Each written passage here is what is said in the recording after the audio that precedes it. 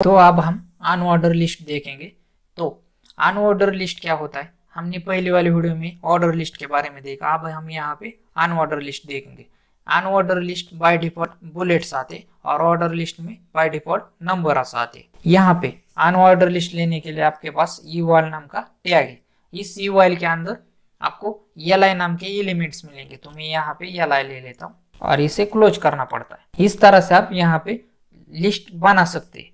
तो मैं यहाँ पे इसे लिस्ट बना देता हूँ। तो मैं यहाँ पे वेब, तो इसी तरह से मैं सेकंड li एलिमेंट ले लेता हूँ और इसी li एलिमेंट को मैं नीचे पेस्ट कर देता हूँ। इसके अंदर सी लैंग्वेज और इसके अंदर मैं यहाँ पे जावा, इसे मैं सेव कर देता हूँ और इसे एक बार रन करके देखता हूँ। तो यहाँ पे देखिए, मैंने कहा था कि आपकी जो अनऑर्डर लिस्ट है बाय डिफॉल्ट बुलेट्स देती है। तो यहाँ पे हमारे बुलेट्स आ चुकी है। तो इस तरह से आप अनऑर्डर लिस्ट ले सकते हैं। अब हमें ये देखना है कि अनऑर्डर लिस्ट में और एक लिस्ट, मतलब नेस्टेड अनऑर्डर लिस्ट किस प्रकार ली। ये हमारी सिंगल अनऑर्डर लिस्ट हो चुकी है।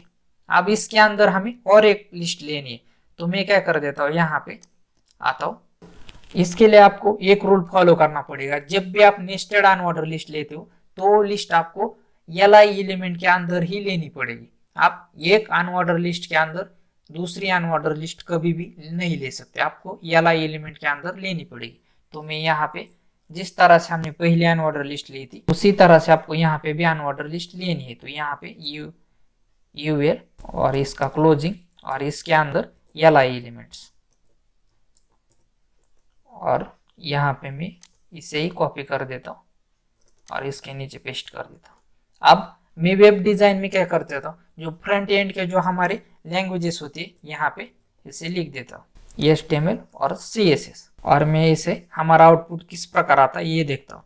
तो यहाँ पे देखिए, ये हमारा आउटपुट आ चुका है। तो ये हुई हमारी वेब डिजाइन, ये हमारा टाइटल है और इसके अंदर सब मेनूज है हमारी HTML और CSS। यहाँ पे उन्होंने बुलेट से शो किया है और यहाँ पे वहां पे भी बुलेट है लेकिन डिफरेंट टाइप है, क्योंकि ये शो कर रहा है इसके अंदर ये सब कंटेंट है। तो इसे हम चेंज भी कर सकते हैं। तो अब हम ये देखेंगे कि एक अनऑर्डर लिस्ट के अंदर एक ऑर्डर लिस्ट कैसे ले। तो मैं क्या कर देता हूँ, सिर्फ इस यूएल की जगह OL कर देता हूँ और यहाँ पे भी OL।